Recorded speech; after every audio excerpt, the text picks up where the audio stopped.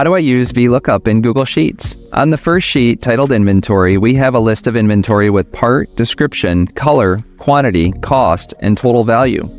Here, I want to use VLOOKUP to key in the part number and return the quantity in inventory.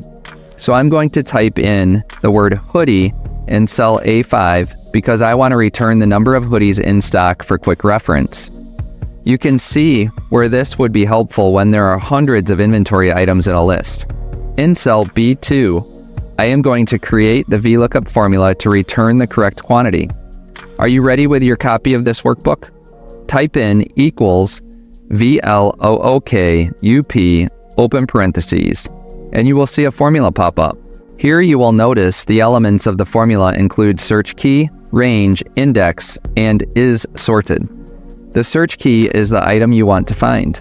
In our case, it's the hoodie. The range is the table we want to search or the inventory list. The index is the column you want to return. So in our data, we have columns D to I. D is column 1, E is column 2, then 3, 4, 5, and 6 is column I. So we want our index to be 4 to pull the quantity. The final element is sorted, basically as asking whether the first column in your range is sorted or not.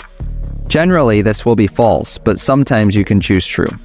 If you click on the box, you can see more information from Google regarding this formula.